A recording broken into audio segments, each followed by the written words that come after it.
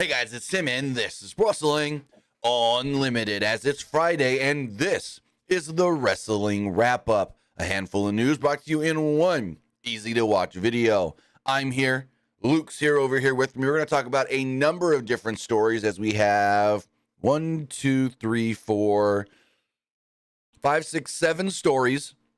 And then we're going to do our crown jewel predictions for tomorrow at the end of this video, this podcast, whatever you want to call it as well. So we will be doing that along with giving you some of the news. As far as the news does go, we're going to talk about a number of different injuries in pro wrestling. We're going to talk about crown jewel tomorrow, of course. We're going to talk about Ric Flair signing a multi-year deal with AEW and how that kind of came together. We're going to talk about a potential big return tomorrow for WWE and Crown Jewel. And we're also going to talk about Dragon Lee signing a new contract with WWE. We got all of that and more right here on the Wrestling Wrap-Up. But Luke, we haven't seen you since Monday. How's your week been?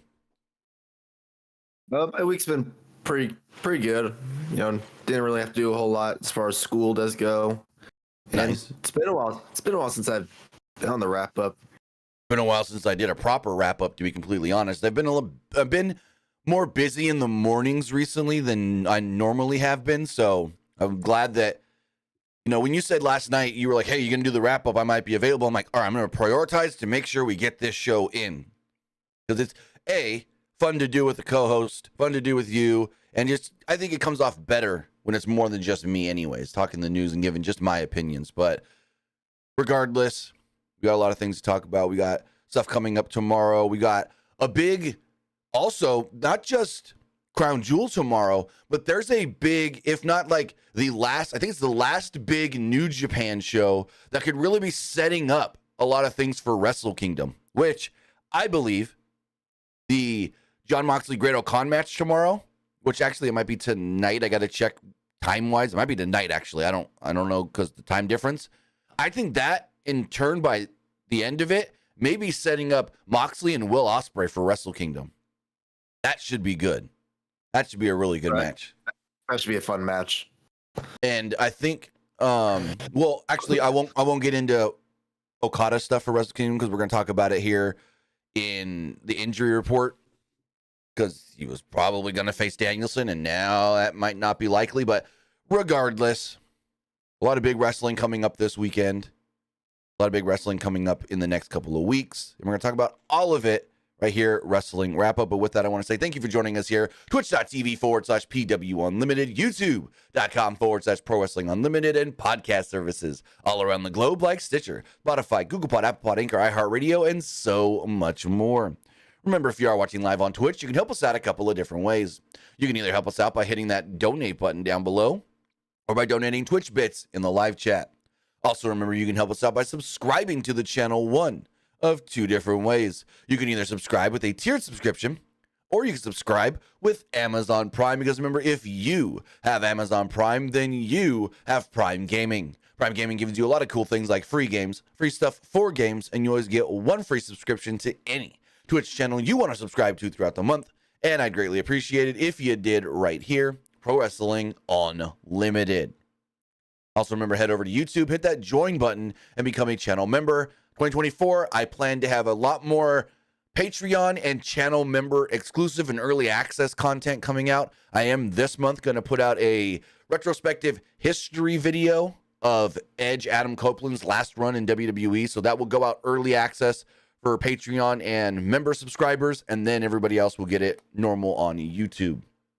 Also, don't forget, head over to the Epic Game Store. Head over to the Epic Game Store and buy something. Fortnite OG is out. New season of Fortnite dropped this morning. You're going to want to get that battle pass. And when you do, use this code right here, PW Unlimited at checkout. Maybe you don't want the battle pass. Maybe you want 11 from Stranger Things, Steve Harrington from Stranger Things out of the item shop. Well, when you do, use this code right here, PWU NLIMITED, for all your Epic Games and Epic Game Store purchases, whether you're buying a new game like Alan Wake 2, getting something like Inspector Gadget Mad Time Party, claiming the new free game, Turnip Boy Commits Tax Evasion, and so much more. Use this code right here, PW Unlimited at checkout. Also, I don't know what Turnip Boy evades tax commits tax evasion is, but I'm claiming that right now because I'm playing that later. Like, what the hell is Turnip Boy commits tax evasion? This is, hold on. I think we may need to watch this. This is weird. We're going to watch this on stream really fast. I know it had nothing to do with wrestling, but what the crap? Hold on. I'm going to pull this up on the screen because this is weird.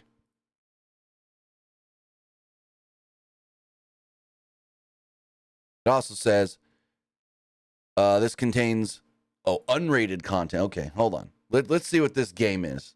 Turnip Boy commits tax evasion.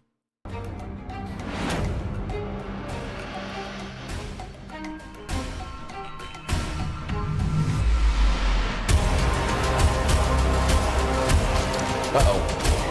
The video froze. Come on, Epic. There we go.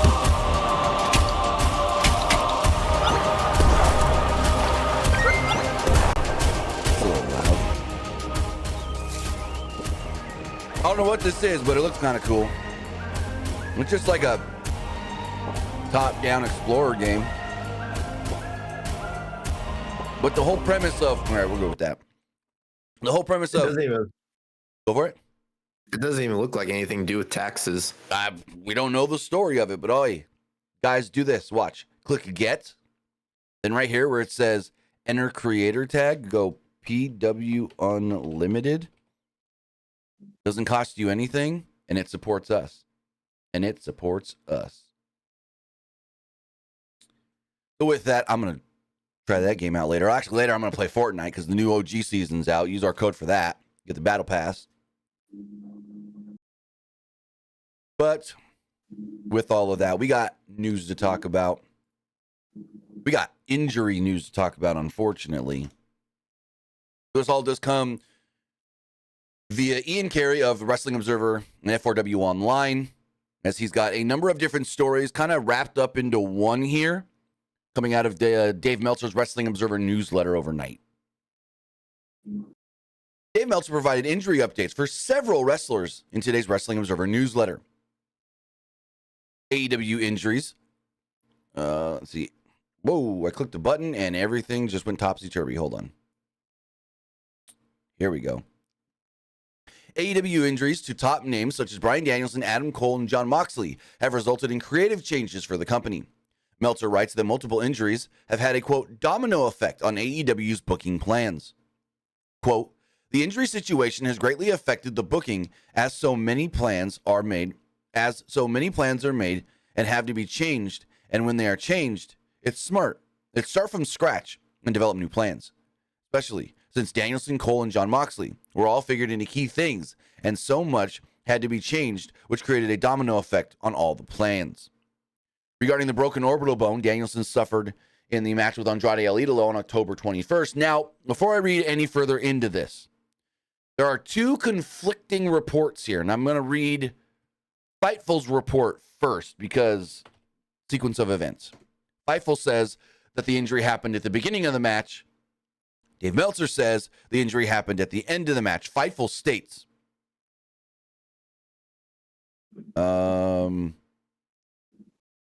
Danielson told several the injury actually happened on the opening collar and elbow tie-up when Danielson caught an errant elbow or forearm. So basically what happens is it's not a tie-up, or maybe it was supposed to be and they shifted on the fly, but Andrade gets Danielson in a key, like a wrist lock.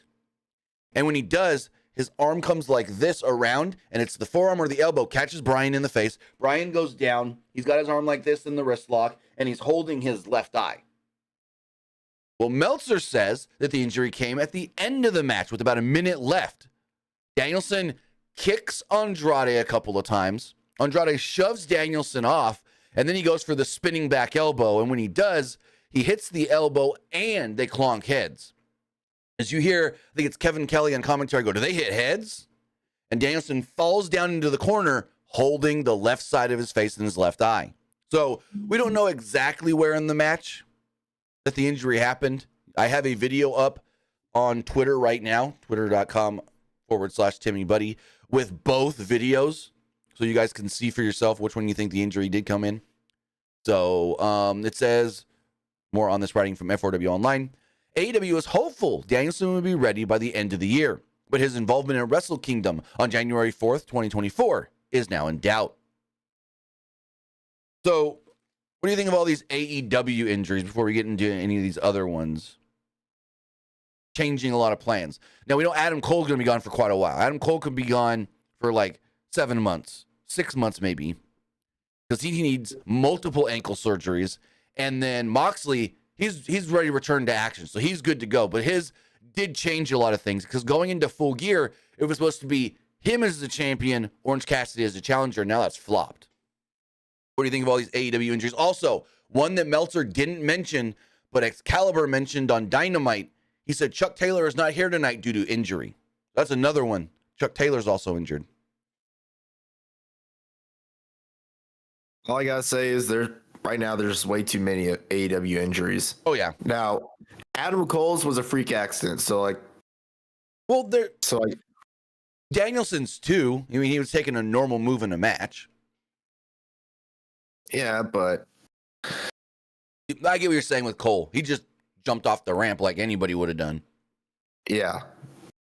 And it really sucks for Danielson, because he just got back from injury not too long ago. Now he's hurt again. Like, geez. I feel like ever since he started in AEW, he's been hurt. Good portion of it, I would say. Some sort of whether it's the arm, now the eye, the concussion. So yeah, he's getting hurt a little too much, I would say, in AEW. So when he returns, hopefully he stays healthy for a while.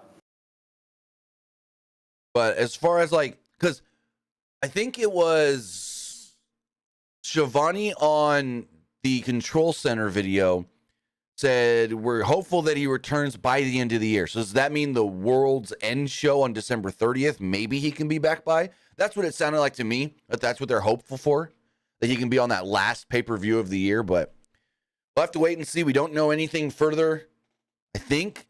Well, actually, yes.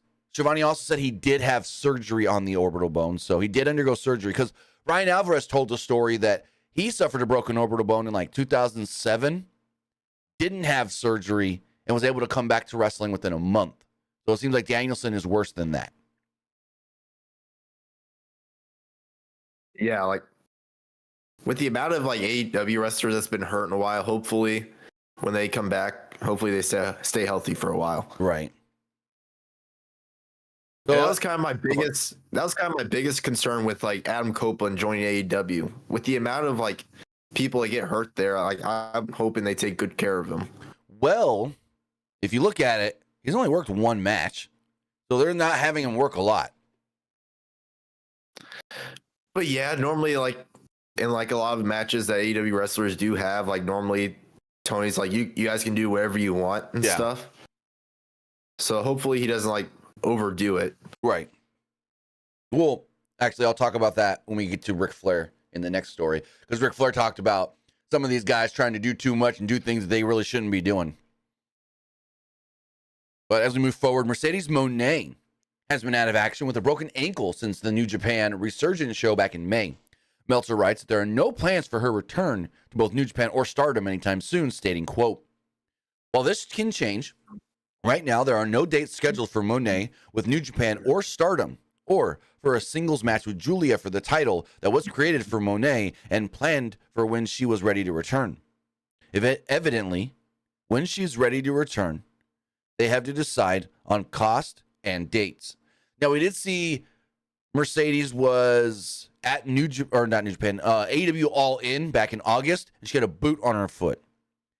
But we have seen since she did some Instagram live interview thing, and she didn't have a boot on her foot. Well, I don't know if she just had the boot on her foot because she was traveling and needed it for all the walking around she was doing and didn't need it for this new thing, or if she got the boot taken off because she's healing up. But I would have thought the ankle thing, unless she's got an Adam Cole ankle injury where it just exploded in multiple parts, in multiple pieces, that's why she's out so long. Because the way they made it sound originally, she's just slightly broke her ankle, she's going to have surgery and she'll be back soon. But it seems way worse than be back soon, because it's been June, July, August, September, October. It's been 6 months now, November, almost 6 months. And she hasn't done anything or teased anything or said anything. I mean, the only thing she really has been doing is doing like meet and greets and stuff at like certain conventions. Right. And speaking of that, Comic-Con, New York Comic-Con, she wasn't seen with a boot on her foot there either. So that's a good sign, I would say. Good sign. Oh yeah, the biggest one out of that one is that a fan tried to like argue with her, saying like the reason why she left WWE and stuff. No, she tried to argue with the fan. The fan said something and she argued with him. That wasn't the fan, because the fan said one sentence and didn't say another word. That was all her getting up on her high horse. And you can see why WWE didn't care to retain her. When like they tried to get her back, but it wasn't high priority apparently. And we know why. Because look at the way she treats fans. But like, still, you shouldn't say stuff like that, or shouldn't like assume like that. Who, the fan? I mean, yeah. He just said I'd say, what he read in I'd say they're both. I kind of feel like they're both at fault, though. Well, he was just basically he was asking him. So if you think about it, he was just asking her, "Hey, is this true what I read?" She never said yes, and she never said no. So yeah, look at it like that too. She never said no. But the way that she snapped back at the fan like that, like, yeah, I say that was more wrong on her than the fan, because the fan was just saying, "Hey, I read this. Is it true? Did you leave WWE because creative?" And she goes, "Excuse me," and she just goes off on the fan. And the way she was like, "Well, JJ," like that was rude as shit. Yeah, the way she said it was kind of rude, but I don't know. So as far as a few other injuries do go, Liv Morgan has been out of action since July with a shoulder injury.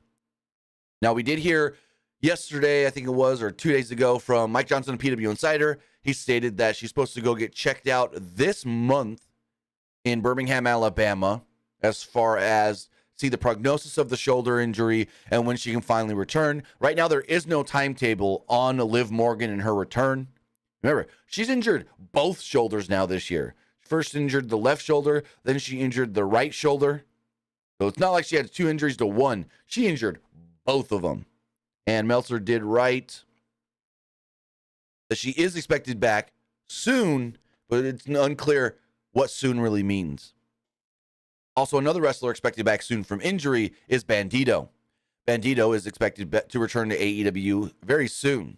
He suffered a triangular fibrocartilage complex injury, bones that connect the forearm and the wrist, in a match with Konosuke Takeshita back in June.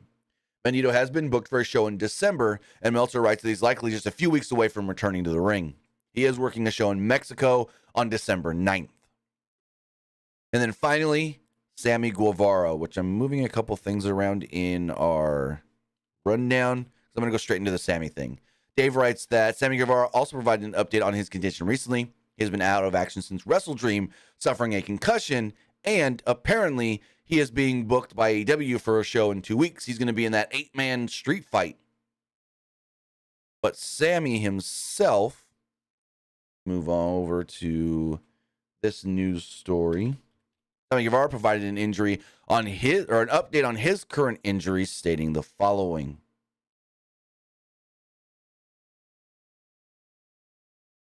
Someone on Instagram asked him, "Hey, when are we getting Sammy Guevara back in the ring?" Sammy simply responded with, "Man, I wish I had an answer. I'm still not cleared." This is from yesterday. Yet he is booked for an 8-man tag on Dynamite in 2 weeks? Is he lying to us? Or is Tony booking him in a match, hoping he's going to be able to make the match? I don't know, if I'm being complete. Maybe Tony thought that like he was going to be back in time, but maybe Sammy's still unsure. But that's the thing. It's a concussion. It's not like a broken arm when they say 6 weeks, and so you say, oh, he's supposed to be back in 6 weeks. Concussion is day to day, as we learned with Adam Cole. as we've learned with a lot of different sports athletes over the year. Tua Tagovailoa, Alex Bowman suffered a concussion last year. I mean, Kurt Busch suffered a concussion that ended his NASCAR career last year. So, yeah, I don't know what to think of this one. Sammy is stating that he's not cleared. This was as of yesterday. He posted this, so Thursday, not like before Dynamite and then he got cleared and they made the match. This was after Dynamite. This was the day after Dynamite that he posted this. So it's like, oh, Tony's hopeful. With the concussion, don't be hopeful. Just take it day by day and go from there. So, now, if he doesn't get cleared in the next 2 weeks, do they change the street fight? Do they pull somebody from the babyface side, or do they add somebody new to the heel side? That's the big question, because if Sammy doesn't get cleared, Sammy ain't working the match. Well, another thing is they don't really take concussions lightly anymore. No. Because think about it, when Christian was in WWE, when he suffered multiple concussions, then I think when he had his third one, I believe, WWE, all right, that's it, you're done. Yep. And also, they're not going to take concussions super not lightly anymore after Moxley. And Moxley went on his rant about, oh, they should have stopped my match. They should have came and checked on me when I was messed up at the beginning of that match. So, after Moxley came out and talked crap, basically, saying AEW needs a better policy on concussions suffered during matches, they're going to, go way harder into making sure people don't come back too early, people don't get checked on during, because if you look at, the perfect example here is you look at Rey Fenix and Jon Moxley. Moxley was injured 2 minutes into that match, if not even sooner, wrestled the whole match with a concussion. They didn't check on him. They didn't stop the match. Didn't this, didn't that. Fans came at me saying, well, Moxley wouldn't have let him stop the match. Moxley would have kept on going. Then Moxley comes out and says, no, I wish they would have came and checked on me. I wish they would have came and said, you can't keep going and this and that. Like Rey Mysterio and Santos Escobar. There was a fear that Rey suffered a concussion during that match when his head bounced off the ramp and they just stopped the match. And basically, that's what they need to start doing in AEW, and Moxley's a proponent of that. So I think going forward, when guys have concussions, they're going to be even more cautious in that route. So, yeah, take this how you guys want. Sammy said he's not cleared, but Tony Khan's still booking him for a match in 2 weeks on Dynamite. A hardcore match. A street fight at that. So as we move forward, I'm pulling up the press release here because it was announced yesterday by All Elite Wrestling that, well, WWE Hall of Famer and the Nature Boy Ric Flair has actually signed a new contract with All Elite Wrestling. So we have the press release here. I'm going to read part of it because there's a lot of just mumbo jumbo in it, but I'm going to read parts of this, and then I'm going to recap and tell you what Rick said about this and some other things when he was interviewed yesterday by Dave Meltzer. But the press release reads as, quote, AEW CEO Tony Khan announced a multi-year deal with Hall of Famer Nature Boy Ric Flair, who surprised fans in attendance and viewers at home during last Wednesday's AEW Dynamite show in Philadelphia, marking his historic return to TBS by appearing as Khan's, quote, special gift for the icon Sting. Flair's debut comes on the heels of his longtime friend Sting's impending retirement announcement, which will culminate with the Icon's final match at AEW Revolution in 2024. Over the course of their 30-year history, Flair and Sting have shared incredible rivalries, monumentous matches, and respected friendships. Khan also has announced that Flair's Woo Energy will become the exclusive energy drink of AEW. During AEW show dates, select host venues will carry the clean energy drink at concession stands for fans to enjoy. In addition, the beverage will be stocked in wrestlers' locker rooms and will be seen on the announcer's desk during live broadcasts. Fans watching at home can experience Woo Energy by ordering it at wooenergy.com. That's Woo with five zeros. Woo with 5 zeros. So as far as all this does go, and there's quotes here from Rick and Tony and Ric Flair's business manager or business partner, but that's neither here or there. So basically what Rick stated on this, so Dave goes at the very end of the interview when Rick's like, hey, Chad, his business partner, Chad's got to go, so can we wrap it up? And they're like, yeah, sure, Rick, sure. They did about 54 minutes or so. And Dave goes, one more question. So are you just on TV through March for the Sting retirement? And Chad, the business partner, goes, what's a 2-year deal? And Dave goes, for the sponsorship? He goes, well, for the sponsorship and Rick's contract. So Ric Flair has signed a 2-year deal with All Elite Wrestling. We don't know the money or anything, but according to a new report from Fightful, they are stating that it's kind of like Slim Jim and Randy Savage in WCW. The advertiser sponsorship money coming in from the Woo Energy is actually just going to be allocated back to paying Ric Flair's AEW contract.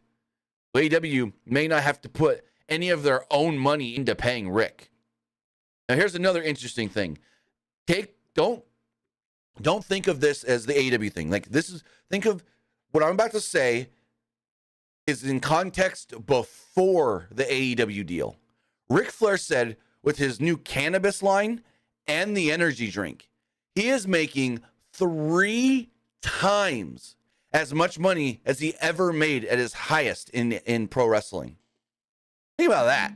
With his cannabis and his energy drink, he's now making 3 times the amount of money he ever made wrestling. That's crazy. I feel like the only reason why he might be in AEW, maybe for like AEW as like a publicity thing, because like, oh, we have like Ric Flair, one of the greatest of all time, now signed with AEW. Like ESPN did an interview with Ric Flair talking about like him and AEW, so maybe this is like a publicity thing. When was the ESPN interview? I think like either the same day or the day after. Well, I know he did like 3 or 4 different interviews. He did like 3 or 4 different interviews yesterday. I only listened to the Meltzer one. But so Rick, here's the interesting thing though. Rick said that because Dave asked him, how did this all come to be? He said that he knew that Tony always wanted Rick to be part of AEW. And Rick said, I actually went to WWE first and asked them if they wanted to partner with the energy drink. WWE told him no, because they already have an official energy drink with C4. He then took it to Tony Khan. He said Tony Khan jumped all on the idea. Also, Ric Flair appeared on Dynamite last Wednesday. Rick actually said the deal didn't get signed. It wasn't all put in place or anything until 8 p.m. the night before. Everything gets signed, everything gets finalized, and then Rick goes, oh, by the way, we need you at Dynamite tomorrow. Tony tells him. Literally the night before. Like late that night, 8 o'clock. Like, he said it, and Dave goes, what? And Chad's like, yeah. It was like past 8 o'clock at night, everything got finalized, and then they told us Rick needed to be in town. Like, that's last minute kind of thing. But regardless, so hold on. Now that I'm thinking about it, what if Rick said, I can't make it? Tony was advertising this big Sting surprise gift all week, not having Rick locked down. Was Rick not the original plan? Or was Rick always the original plan with Tony just assuming and hoping it was going to be Rick? Because Rick said, I didn't even know they wanted me at Dynamite until everything got signed that night before at 8 p.m. Again, what do we say about Tony Khan and his shoddy booking? Am I wrong? You're not wrong. If it was, if it wasn't Rick, like who do you think it would have been? Oh, Arn, because he's already there, probably working backstage. I have no clue, but I didn't think about that till. Surprise though, right? But I didn't think about that till just right now. Like Tony Schiavone's out here on the control center and doing his podcast, saying, "Oh, this is going to be a gift that no one's ever gotten in pro wrestling before." So they were always under the impression that it was going to be Rick. What if the deal didn't come together and Rick didn't sign it that night? Then they'd be screwed, kind of looking for something else. I don't know. That's an interesting one to think about. I didn't think about that while listening to the podcast. I thought about it right now. Also, Rick was asked during the interview about current wrestling. Basically, Rick was like, yeah, there's a lot of good matches in wrestling right now. He's like, AEW has good matches. WWE has good matches. He said we had Kenny Omega and MJF last week that was really good. We had Andrade and Danielson a couple of weeks ago that was really good. He goes, those are probably the two of the best matches I've seen in a while. Rick then said, but there are a lot of these kids, a lot of these guys out there right now that are trying to do too much, that are trying to do more than they probably should be doing. He then said, and some of them are dumbasses. I'm like, what did he say? He goes, when are you ever taught that the babyface gets up before the heel, especially after the heel slams you off of a big move? You have all these, he said, you have all these guys trying to go super fast, and then you get slammed off a big move and don't even sell it. Just jump right back up before the heel that slammed you even gets up. I'm like, oh, Rick's not wrong there. Like, he's like, these guys need to learn to sell better. He's like, it's all about selling and spreading things out. He's like, and some of these guys just like to go way too fast. He's like, it's very impressive. He's like, and then he goes, but it's nothing Steamboat couldn't have done back in the day. Nothing that if I didn't try hard enough, I couldn't have done back in the day. Rick over here saying he's going to do a shooting star press back in the 80s. Was that really in style back then? I don't know. I mean, there was like the moonsault and the flying elbow, but that's about it off the top rope. Maybe like a drop kick off the top rope. I'll have to go back and watch some of that stuff. But yeah, Rick was like, he's like, they're dumbasses. No one's selling properly. Like when he goes, when is the babyface supposed to get up before the heel? Especially when the heel slams the babyface with the big move and they get up before the guy that did the move to them. Like, you got to sell. They're dumbasses. I laughed so hard when he said that. And then trying to think if there's anything else. They reminisced because him and Dave are friends and they've hung out in the past. They reminisced on some stories there. But yeah, I know Rick did a couple of interviews yesterday. This is the only one I've heard or listened to. I know the PWU Insider one is a written interview. It is not an audio or video interview. But yeah, some of the takeaways are, it's a 2-year deal for Rick. It came together very last minute. And Rick said between his cannabis and his energy drink, he's making 3 times as much money as he ever made in wrestling, which is crazy to think. Honestly, good for him, really. Oh, yeah. Oh, yeah. But as we move forward onto some WWE news, we have a potential spoiler for WWE Crown Jewel tomorrow, as Mike Johnson over at PWU Insider does write the following. As we noted yesterday, Kairi Sane was placed back on WWE's roster yesterday afternoon. Now, before we go any further, there's some controversy with this one. Russell Votes first comes online and says, hey, Kairi Sane has been added to the internal roster list within WWE. Cool. Mike Johnson then comes online and says, that's not true. We've reached out and we're told that Kairi Sane is not on any list in WWE. Then Russell Votes comes back and goes, no, Kairi Sane is on the official miscellaneous list that lists people like The Undertaker, Triple H, Stephanie McMahon, and Steve Austin. He said there are 18 names on this list, and she is number 18 right now.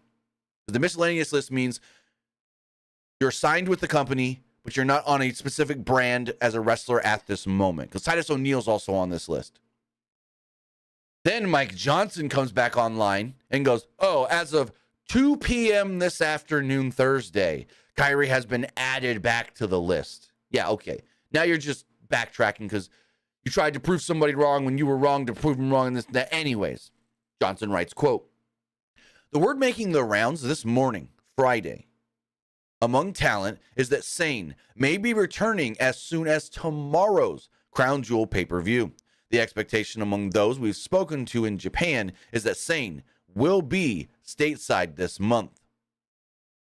So, yeah. Also, Grayson Waller is no longer listed for the live events this weekend. There's a rumor going around that him and Miz may have a segment on Crown Jewel tomorrow.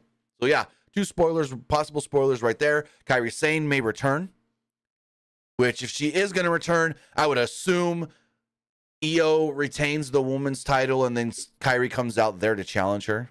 That's just what I would think. And then the possible Grayson Waller-Miz segment.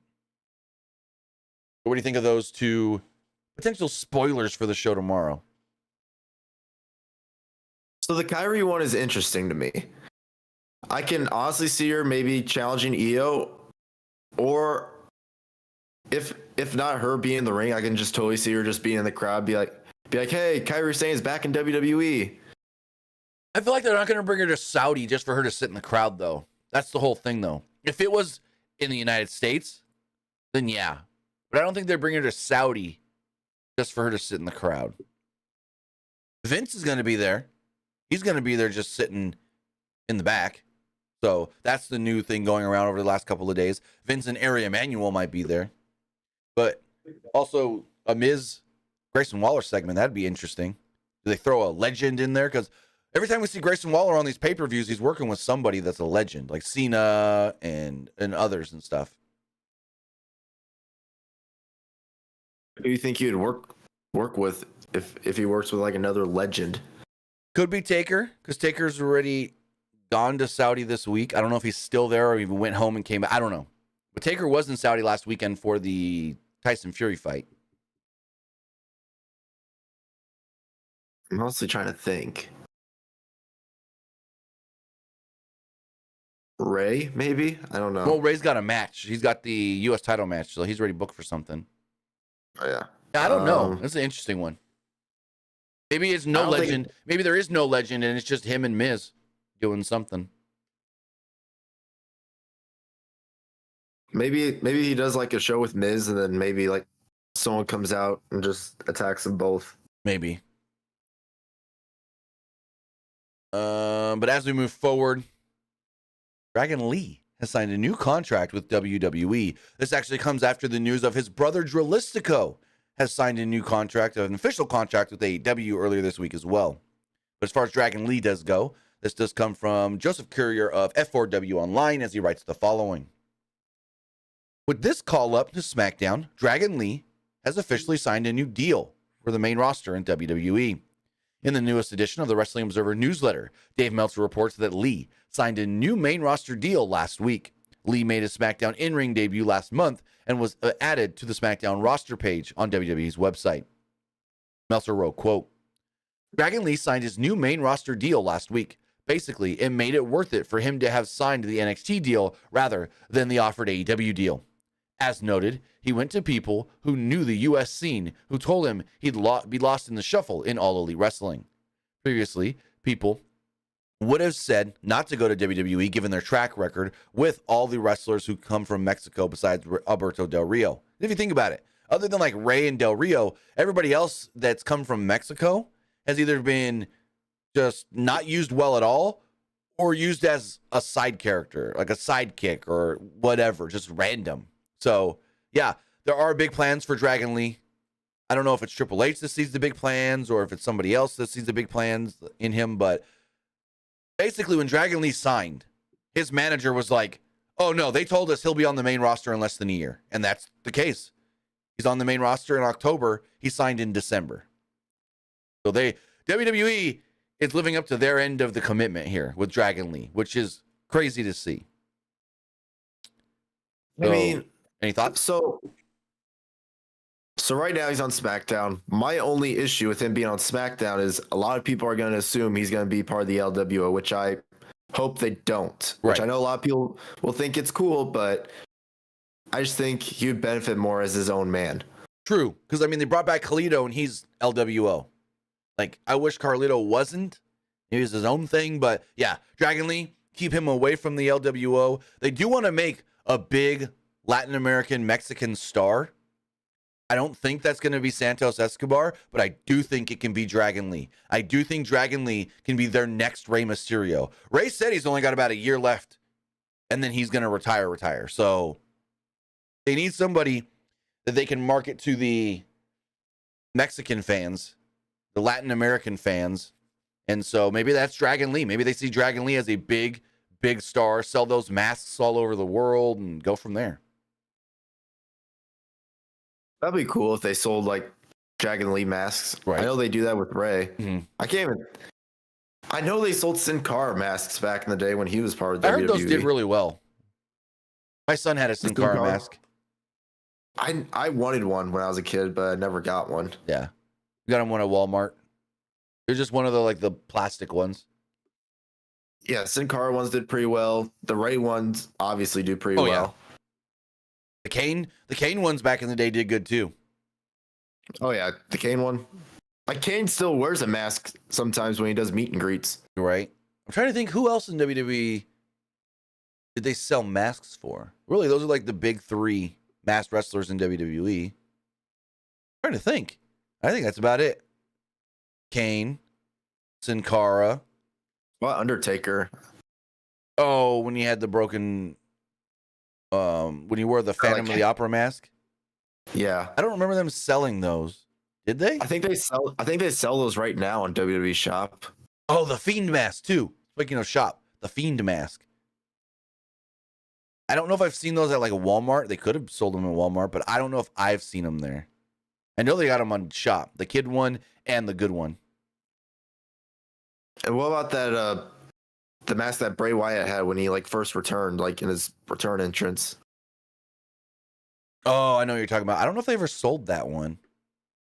I know it's on WWE Shop. I don't think they had them at Walmart or anything. I think it's just one of those things you can only get on either WWE Shop or at one of those like merch stands at like shows. Oh, Mankind mask.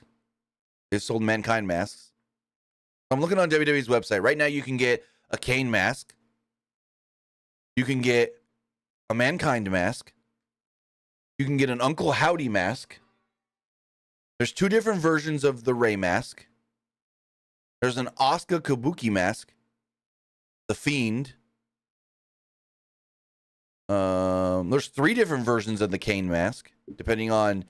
You can get a kid's Kane mask for $7.49. It's the plastic one, and then there's a Lily mask as well. Well, what about the Sting one where they had that Sting face paint mask? Oh, WWE did sell that one for a while.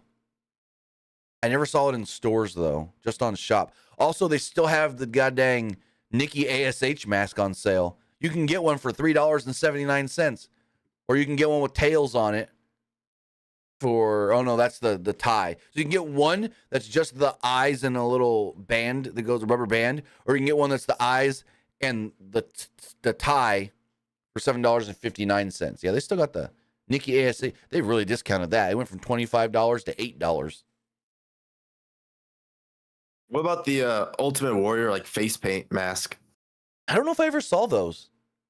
I know they sold. I never saw them for sale. I've seen people wear them, but I've never seen where to get them. So that's way before my day. But I have seen them because the last time Ultimate Warrior was in a WWE ring, he was wearing one of them. It's one of the little plastic ones. When he cut that promo after WrestleMania 30. And he passed away like 2 days later. Sin Saturday says, what about the Hurricane mask? I never saw those for sale. I never saw people wearing them either. For sale either. I haven't seen them either. Yeah, that's one because now I'm trying to. Now we're going down a rabbit hole here of thinking about different. All right, now I'm going to Google something. Masked WWE wrestlers. Here's all the different people that have worn masks in WWE. Vader. Never saw the Vader mask for sale. At least not by WWE. Owen Hart and the Blue Blazer. Never saw that mask for sale.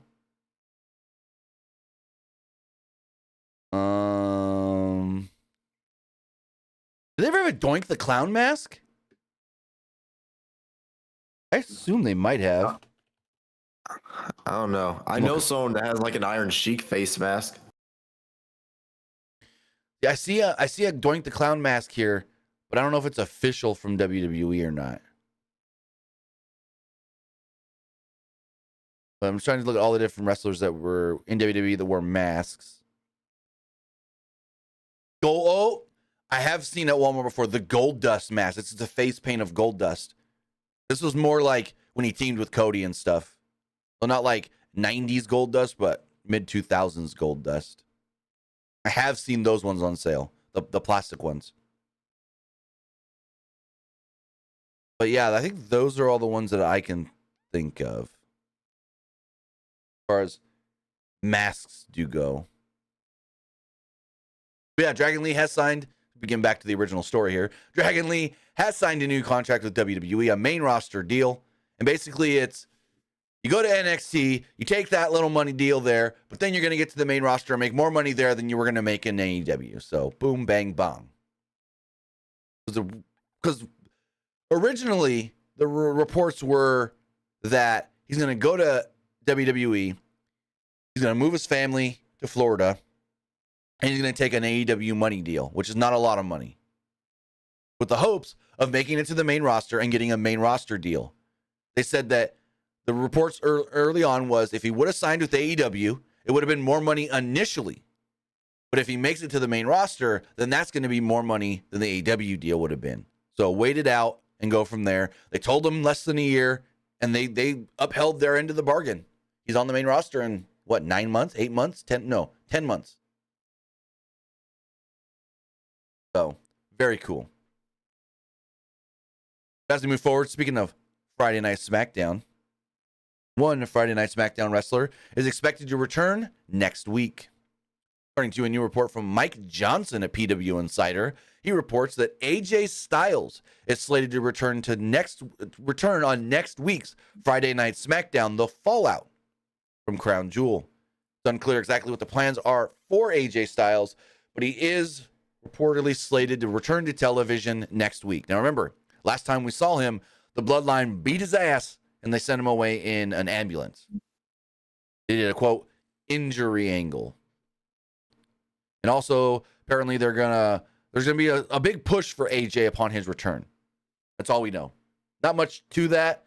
So maybe Roman's not working Survivor Series. That's the word.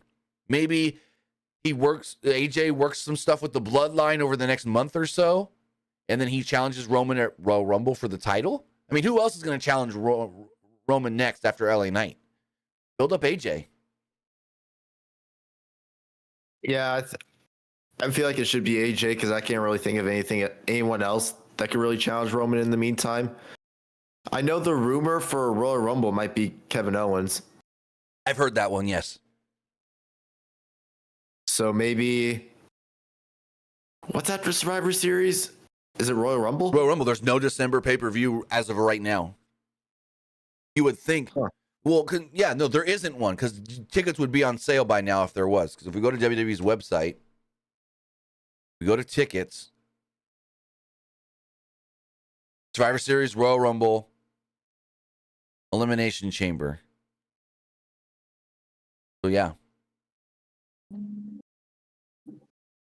Huh. Yep. Survivor Series, Royal Rumble, Elimination Chamber, Mania. And then Bash at Berlin. But that's August, so that's way out. Bash at Berlin should be fun. Right? Give me Gunther versus Dragunov for that. I was thinking the same thing. So, yeah, AJ's coming back next week. Go for it. I know a lot of people kept making graphics online saying like Dragunov versus Gunther for Bash of Berlin. Right. If Gunther's still the IC champion, make that your IC championship match and have Dragunov win. Oh, that'd be crazy.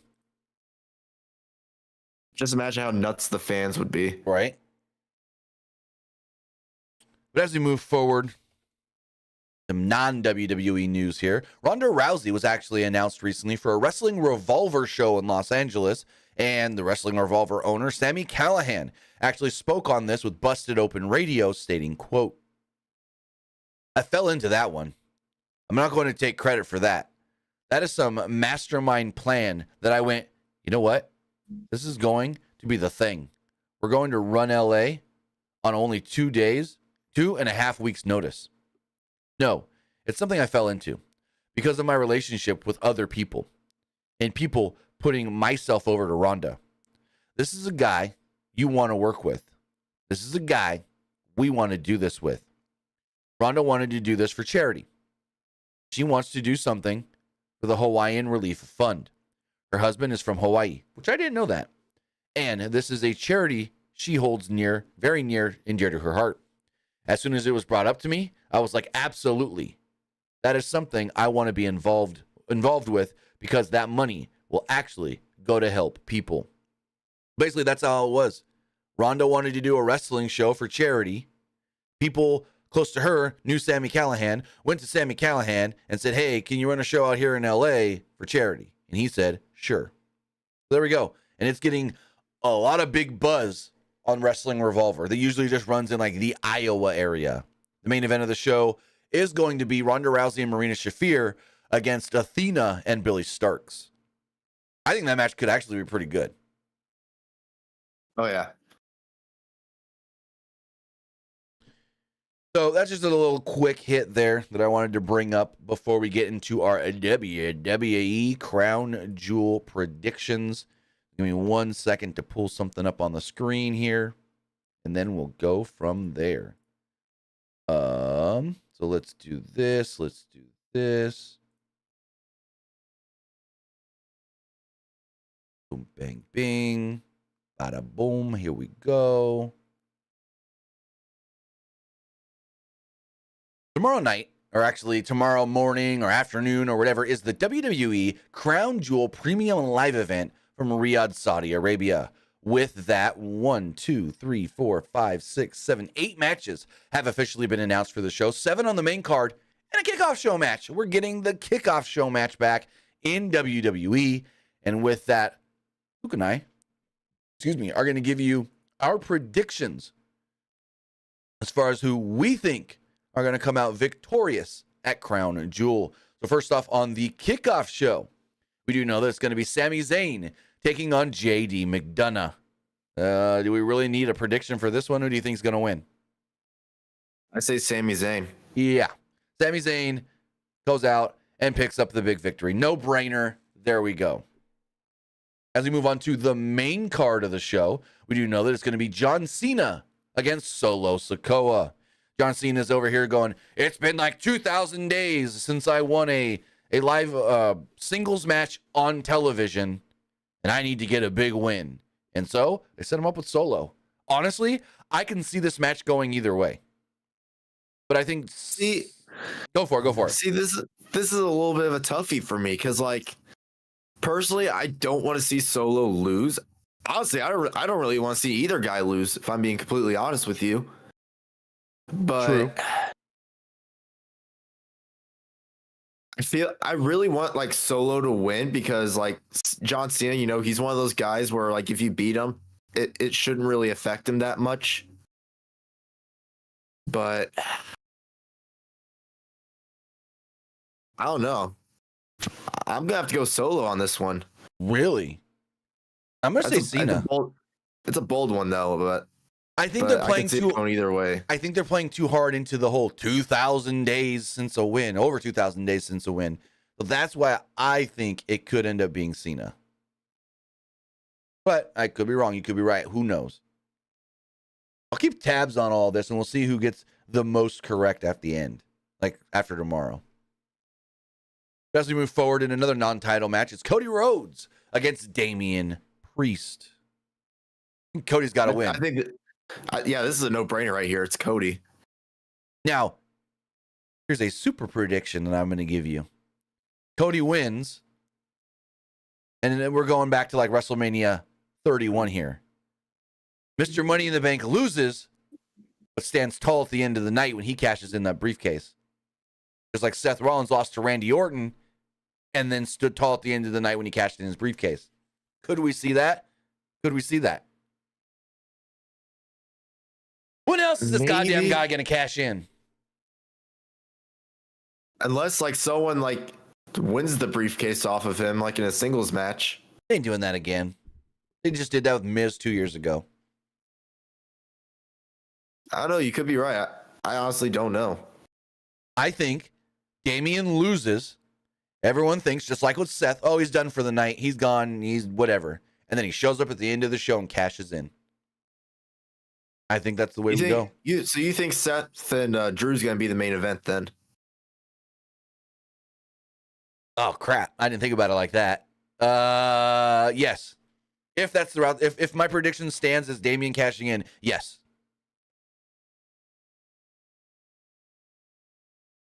So moving on to title matches on the show. First off, we do know that the WWE Women's Championship will be on the line.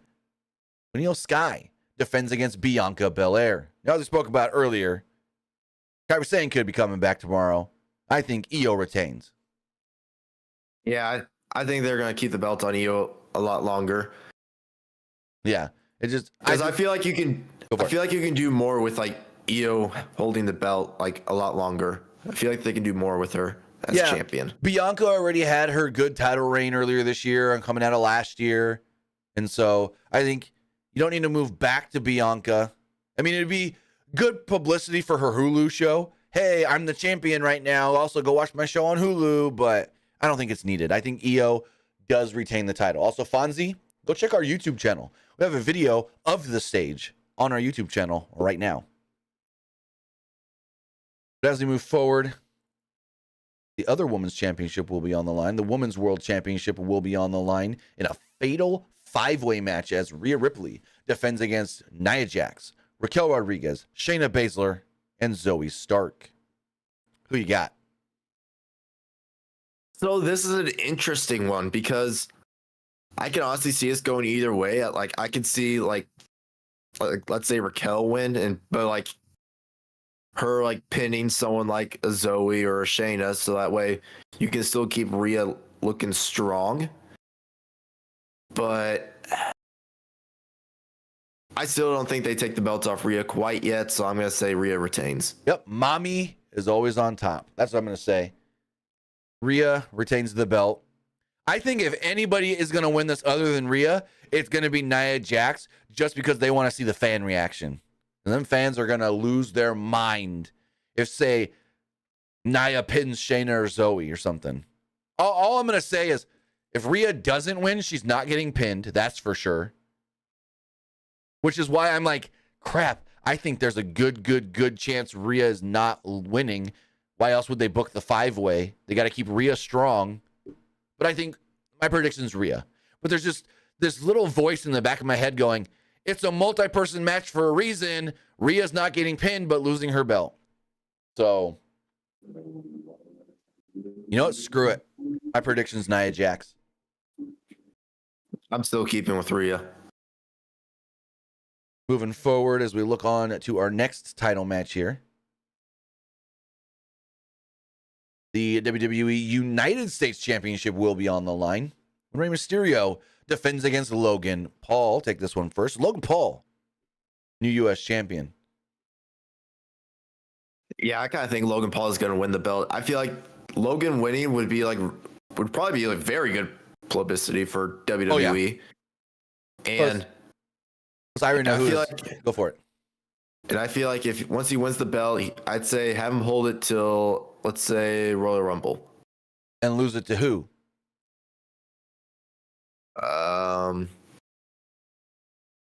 The man that's going to lose to Roman, LA Knight. I say Roman Reigns, who's defending the undisputed WWE Universal Heavyweight Championship, beats LA Knight. But then LA Knight goes on another little run, wins like 2-3 matches, and then challenges Logan Paul and wins the U.S. title. That wouldn't be a bad idea. I mean, LA Knight, he's obviously not winning this match. No, it's Roman. But yeah, I can just beating Logan Paul for the belt. But yeah, I think both of us are correct in that. Prediction, Roman. And then finally, the WWE World Heavyweight Championship will be on the line when one Seth Rollins defends against Drew McIntyre. I'm torn on this one. Go for it. I say Seth retains, so that way they can go the route of like Drew lost, but then he has to like work his way back up to the top. Let's say he wins the Rumble and says, I lost to Seth at Crown Jewel. Now I want a rematch against him at Mania. I like that, actually. I actually really like that. There's something inside of me that says Drew might win, but I think in the end it's going to be Seth Rollins. And then I think it's going to be Seth Rollins, but Drew destroys him. And then that's when Damian comes in and cashes in. That's my prediction. Seth wins and doesn't walk out the champion, though. Doesn't leave the night the champion. Because if they were gonna give Drew his moment, they would probably wait till like Mania, other than like Crown Jewel, because like True. in that vignette they did on Raw where they were talking about like Drew winning the belt, win the WWE Championship at Mania during COVID. I feel like that might have been like a small tease that, well, he might win the belt maybe at next year's Mania. Also, I wouldn't hate this. Okay. Seth wins the title. He's beat to shit. Damian comes out, cashes in. Priest holds the title till WrestleMania, and Drew takes the title off of Damian Priest. Because remember, there's the whole tie-in there where Rhea keeps telling Drew, hey, Bloodline can help, or not the Bloodline, the Judgment Day can help you. Join the Judgment Day. Be with us. Well, he turns down the Judgment Day. And then they go, look what happened when you turned us down. Our guys got the belt. And then we get like a long old thing going into Mania of Drew and Damian Priest for the title. I wouldn't hate it, but I just don't. I don't know if I really see Damian holding the belt till Mania. You got to think it's going to be like a Roman Reigns situation where he's going to have that belt and he's going to always have 4 people helping him retain it at all times. True, but I don't know. I kind of feel like there might be something with Damian, maybe against Finn at WrestleMania. I feel like someone in the Judgment Day might screw him over. Maybe. And maybe they screw him at Mania because I don't see. Now, right now, he's not a full-fledged heel. But I don't see Drew McIntyre winning the belt back when he's not this super over babyface. And if you're positioning him against the Judgment Day, going into like a WrestleMania, as that big babyface is going to finally topple the Judgment Day, I think that's the moment he gets. I think that's the Drew McIntyre moment we've been waiting for since WrestleMania 27 in 2020. Have him be the one to topple the Judgment Day at WrestleMania. I wouldn't hate it. Well, with that, that is our predictions for tomorrow's WWE Crown Jewel Premium Live event. Let us know your thoughts in the comments below and who you think is going to be walking out victorious from Saudi Arabia. With that, guys, that is going to wrap everything up. As far as tonight's Friday night SmackDown does go, we're going to pull up the SmackDown preview on the screen. Let's go to WWE.com. Whoops, wrong thing there. So WWE.com.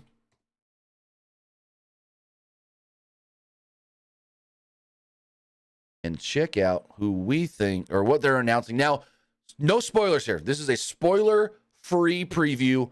Only what WWE has listed on their website. Right now, we do know that we will be getting a weigh-in between Rey Mysterio and Logan Paul ahead of their big match tomorrow at Crown Jewel for the U.S. title. As far as action goes, Bianca Belair will be going one-on-one with Bayley. We got a Donnybrook match. It's the Brawling Brutes against Pretty Deadly. And then finally, there's no graphic for it here, but it's Kevin Owens against Austin Theory. So these 4 things are the only 4 things that have been announced for tonight's Friday Night SmackDown. Now, spoilers are out there. If you don't want to watch it, go read the spoilers, but I will be doing a review tonight following SmackDown as well as we lead into tomorrow's Crown Jewel. So with that, guys, have a great rest of your day. Have a great rest of your night. Thank you for joining us here. Twitch.tv/PWU Unlimited, YouTube.com/Pro Wrestling Unlimited, and podcast services all around the globe like Stitcher, Spotify, Google Pod, Apple Pod, Anchor, iHeartRadio, and so much more. Luke, tell them where they can find you. You can find me over at Twitter X at Petke_21. And you can also find me over at Twitch at the Luke Petke. With that, guys, have a great rest of your day. Maybe night if I don't see it tonight. Tomorrow, as far as Crown Jewel does go, I'm not sure when the review's going to be because I got to be right when Crown Jewel starts. I'll be at my daughter's soccer game. Then in the middle of Crown Jewel, I'll be driving 30 minutes to my son's championship football game. Then I'm going to be coming home after. I don't know how long the football game is going to be. I don't know exactly what time Crown Jewel is going to end. So I'll keep you guys updated on both the YouTube community page and on Twitter when the Crown Jewel Premium Live event review will be going live on YouTube and Twitch. So keep an eye there for more updates. With that, guys, have a great night. Have a great day, actually, and we'll see you next time.